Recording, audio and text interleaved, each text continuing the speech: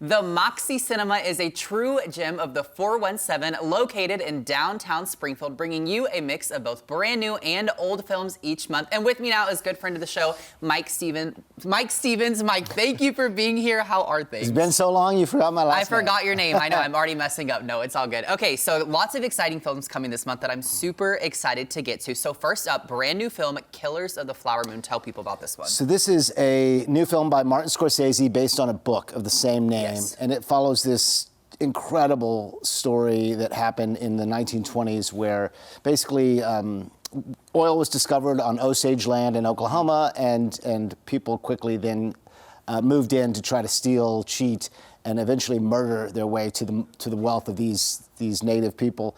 And Leonardo DiCaprio's in it, Robert De Niro. But really the revelation of this movie is Lily Gladstone, who's known in the film business, but not at the level, obviously, at Leonardo DiCaprio. And she is really the kind of emotional center of this movie, and it's already up in a lot of conversations about not best supporting actor, but best actress. Best actress, yeah. Okay, that's lovely. Now, I am curious. I know you said Lily's kind of the heart of this movie, but how does Leo's performance of this stack up against maybe other famous roles that he's done?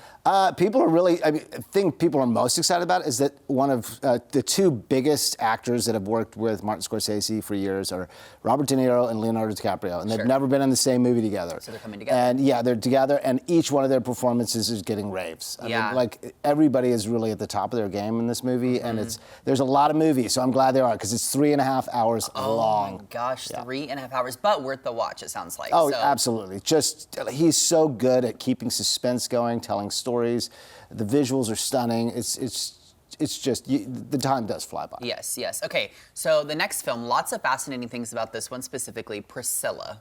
Yes, this is by Sofia Coppola, the director, and it is about Priscilla Presley and the kind of 13 or 15 years that she was with Elvis Presley, from meeting him in Germany when she was a teenager until when they eventually became married and lived in Graceland. And it's just another example of her really masterful restraint. She wrote and directed.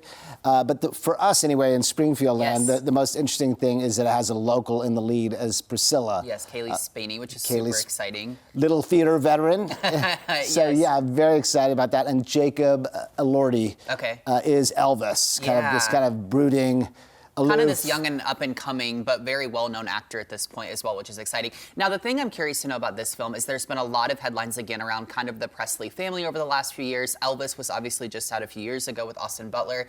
So how do you think maybe this film compares to that? And then how do you think this film specifically shines a light on Priscilla and kind of her life and her journey with Elvis? Yeah, it's very much focused on her. And interestingly, even it's only that period, but it considers her life beyond that. Like, it's kind of a lot about, am I being kept or am I being captured? That's what I've read a couple of times.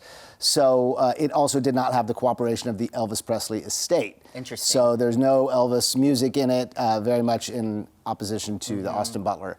The portrayal of Elvis is not, with Austin Butler, he's kind of brooding and kind of hurt figure, and this one he's more the abuser. Yes, yeah. Well, final question on that one. Do you think people will have any maybe extra thoughts or new thoughts surrounding, I know there's always a lot of controversy around the age gap between Elvis and Priscilla.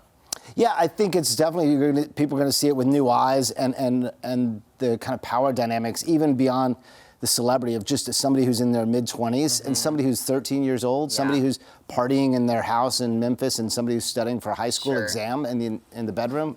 It's just kind of strange. Yeah, it is kind of strange. Okay, both really good new films, but there's a third film we're going to talk about. This is kind of an older classic, if you will, that's coming back. So tell me about The Fantastic Mr. Fox. This is one of my favorite movies of all time. It's from 2009, Wes Anderson movie called The Fantastic Mr. Fox. This is part of our Moxie Flick series, which are free movies for kids that we show once a month. That's on November 11th.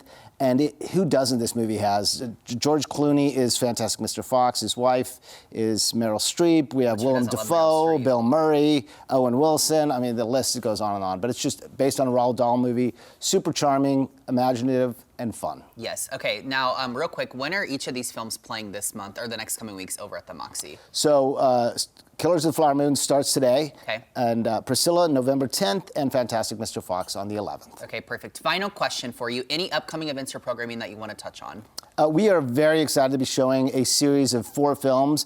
All of them are the #1 pick at one time or another of the legendary Sight and Sound Top 10 lists that are put out since 1952. So the Bicycle Thieves, Citizen Kane, Vertigo, and Jean Dillman is the most recent #1 that just came out last year and kind of shocked everybody. So very excited to play that. Sounds like a fun series. Okay, Mike, if people want to keep up with everything happening over at the Moxie, how can they do that? MoxieCinema.com is always the best way to find more info. Easy as can be. Okay, Mike, thank you so much for coming in. We always appreciate it. For all of our viewers, go and check out a film you would not normally see over at the Moxie Cinema.